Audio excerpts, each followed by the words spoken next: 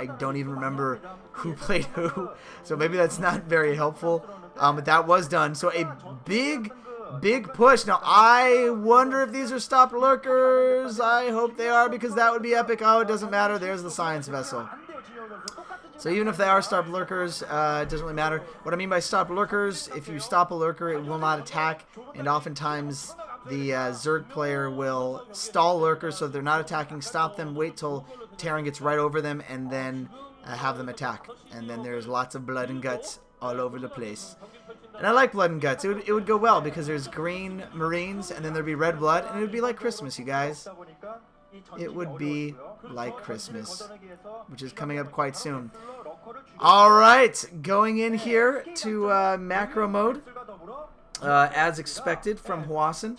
Gonna get all the science vessels out and get ready to go. Defiler mound coming out as well. I didn't mention that Hive Tech was already up there for yellow.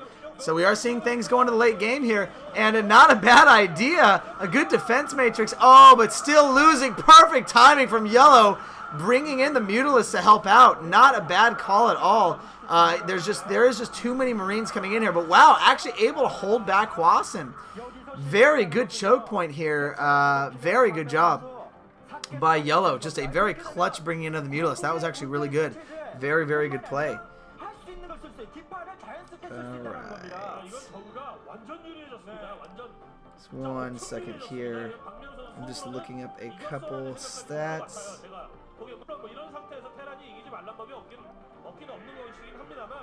Alright, just looking here. So the factory going down. I don't know if we're probably going to see some vultures coming out.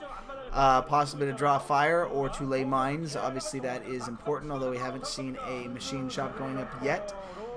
So the irradiate going out. Again, very standard play, but a good contain. I like the way yellow did that and brought in all the Mutalisks. I wasn't expecting that to happen. We are going to see Hwasin's view here, and going in and just irradiating. I find it interesting how good the pro players are at selecting individual units in groups, just sending out individual units. And wow, you know, Hwasin could move out the other way, which I think is finally what it's going to do. There are two ways to get out of your base. There's the bridge, and then if you go up to a plateau where the second expansion is, you can also go out there. It doesn't look like currently there are any units there, so I'm not really quite sure why, but uh-oh, yellow's coming in. He has a lot of Zerglings, a lot of forces built up here to try to break down Hwasin. Although Hwasin has a lot of fire bats. Very, very smart move. He knew the swarm was coming. Here comes the swarm, bringing in some of the lurkers. We're going to see a couple more swarms coming in. And big attack coming here, but so many fire bats. Oh, the fire bats going to be able to take care of these units. Fire bats are strong, but no medics to back them up. So that was actually pretty in vain. And this secondary could go down pretty quickly to this attack by yellow. A very, very, very good attack by yellow. Very strong coming in with Lings. Lings aren't even crack upgraded yet, and still able to get a lot of damage. Firebat's just standing there, getting killed, and Hwasin just not looking very impressive so far. Very good play by yellow all over Hwasin's base, and I thought this was going to be a longer game, but this might end up being a shorter game here. Are the Zerglings going to be able to take out the refinery? No, they're actually, I think they're just taking out... Wow. Look at that. Just very slow reaction time. Coming in here, able to take out one science vessel, able to take out another science vessel. More defilers coming in. Plagues going off. Just a couple fire bats. And yellow just doing a lot of damage here. So, I mean, I think that Hwasin is certainly continuing to macro, and he is bringing fire bats out here, spending some gas on fire bats. And I guess, strangely enough, yellow has not really been macroing, or he is, but he's just kind of building back up at his base. He has been expanding, as the observer is showing right now.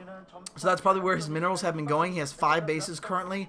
5 bases, Hwasin's 2. So yes, I would definitely say at this point that yellow is firmly in the lead as far as that goes. In fact, right now, food count, it looks like yellow is up. And obviously Hwasin has more money, but to be honest, it's because he hasn't been able to expand or anything. Hwasin needs to spend 400 of those minerals and some more on a refinery to get his base up and running, get a third base, but he hasn't. Granted, the Terran is good and can certainly do very well off of just 2 bases. 2 base Terran can last well into the mid game. Oh, and a great plague off on all the science vessels there, and we are seeing Christmas time right now out on the field.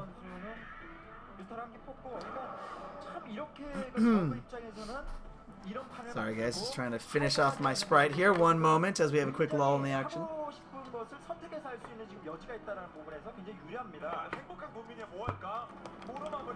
All right.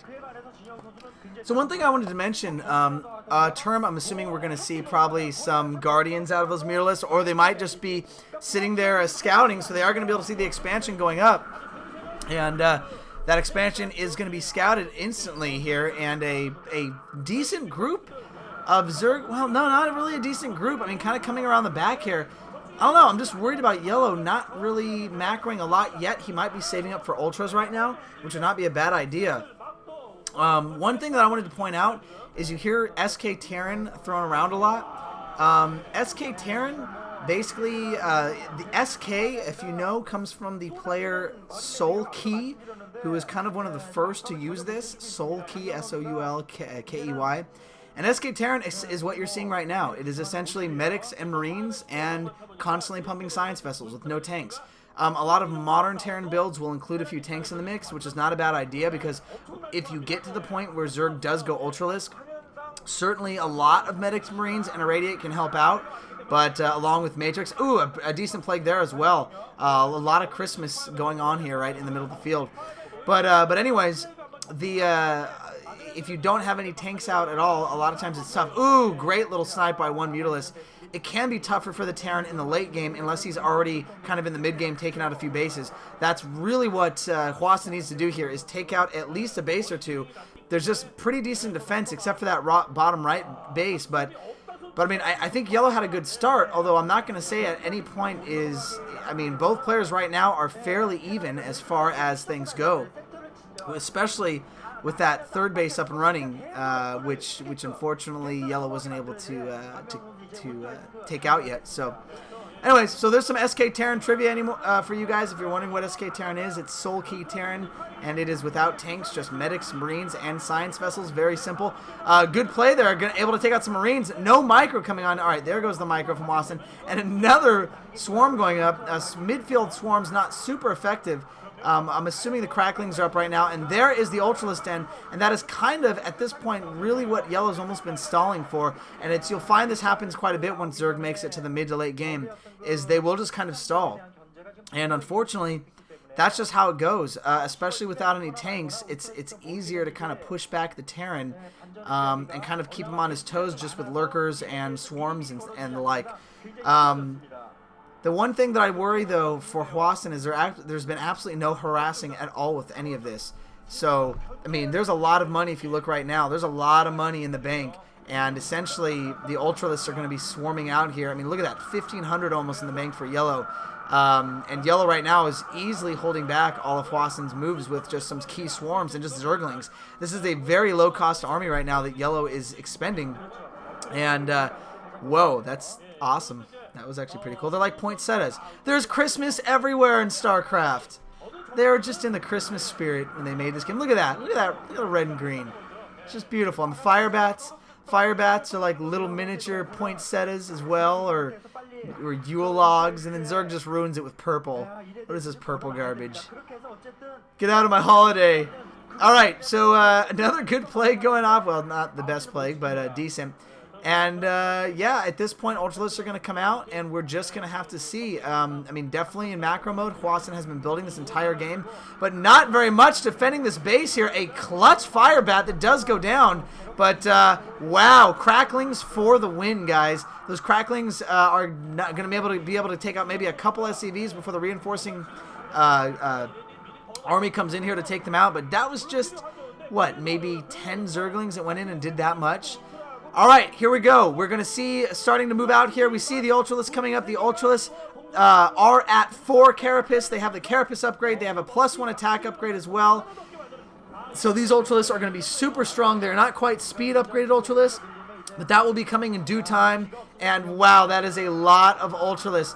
So this is where you're going to see the Irradiate come into effect, and I'm hopefully going to see some Matrix coming in, because these Ultralisks are just smearing this entire army of medics and marines, literally just munching through them with their giant bladed tusks of awesomeness.